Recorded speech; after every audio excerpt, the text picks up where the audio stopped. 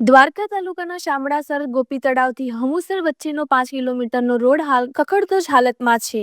આ રોડ પરથી બેટ દ્વારકા જતા હજારો યાત્રિકોને રોજ ભારે મુશ્કેલીનો સામનો કરવો પડી રહ્યો છે।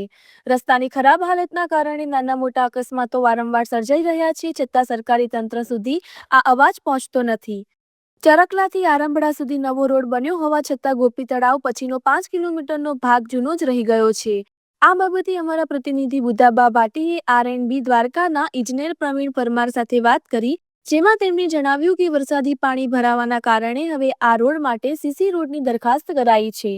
આગામી 1 વર્ષમાં નવો સીસી રોડ બનશે અને હાલ 1 સપ્તાહમાં રોડનું સમારકામ કરવામાં આવશે।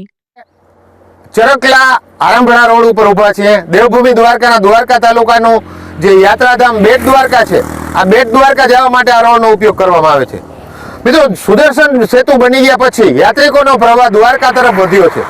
જે લોકો દ્વારકા દર્શન કરવા આવે છે, દ્વારકા દર્શન કર્યા પછી નાગેશ્વર અને ગોપી તળાવ દર્શન કર્યા પછી આ રોડનો વધારે ઉપયોગ કરે છે। હવે આ રોડની પરિસ્થિતિ તમે જોઈ શકો છો કે 5 કિલોમીટરનો જે રોડ છે એના ઉપર અનેક આવા નાના મોટા ખાડા છે અને નાના મોટા અકસ્માતો સર્જાઈ રહ્યા છે। ત્યારે આ અંગે આર&બીને મેં જાણ કરેલ અને આર&બી પાસે આની વિગત જાણવા મળેલ તો આજથી લગભગ 1.5-2 વર્ષ પહેલા 31-32 કિલોમીટરનો ચરકલાથી આરંભડાનો રોડ બની ચૂક્યો છે। રોડ સારો છે, પરંતુ હમુસરથી કરીને શામળાસર સુધીનો 5 કિલોમીટરનો રસ્તો ખખડધજ છે। તો આનું કારણ શું? તો આર&બીનું જણાવવાનું છે કે આ 5 કિલોમીટરનો રસ્તાની જે વેલિડિટી હતી એ પૂરી નહોતી થઈ જ્યારે નવો રોડ બન્યો ત્યારે। એટલે આ 5 કિલોમીટરનું જે પોર્શન છે એમાં કામ બરાબર, જે આખો રોડ બન્યો એ પ્રમાણે કામ નહોતું થયું। તો સરકારના જે કંઈ નિયમ હોય, પરંતુ આ રોડ ઉપર અત્યારે પરિસ્થિતિ 5 કિલોમીટરના રોડ ઉપરની પરિસ્થિતિ ખરાબ છે અને ખાડા પડી ગયા છે। તો હવે આનું શું? તો આ બાબતે આર&બીનું જણાવવાનું છે કે અહીંયા પાણી ભરાય છે અને વારંવાર રોડ તૂટે છે, એના હિસાબે આ 5 કિલોમીટરનો રસ્તો સીસી રોડ બને એના માટે સરકારને દરખાસ્ત કરેલી છે। તો જ્યારે સરકારને દરખાસ્ત કરેલી છે તો આ દરખાસ્ત મંજૂર થાય, એજન્સીને કામ મળે, એજન્સી કામ કરે તો 1.5-2 વર્ષ જેવો સમય નીકળી જાય।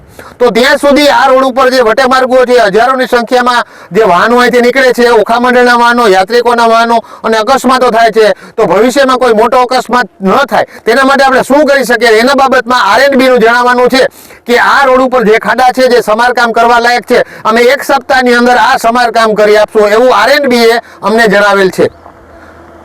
આજે આ રોડની જે કાંઈ પરિસ્થિતિ છે, આજુબાજુના જે કાંઈ ખેડૂતો છે અથવા જે વટેમાર્ગો છે તેમને અમને ફોન કરીને જણાવેલ કે આ રોડની પરિસ્થિતિ ખરાબ છે, નાના મોટા અકસ્માતો થાય છે, એના માટે થઈ અને આજે આર&બીને આ અંગે જાણતા તેમને આ 1 સપ્તાહની અંદર આ રોડનું સમારકામ ચાલુ કરવાની વાત કરેલી છે। બુધાબા ભાટી, ઓખા મંડળ।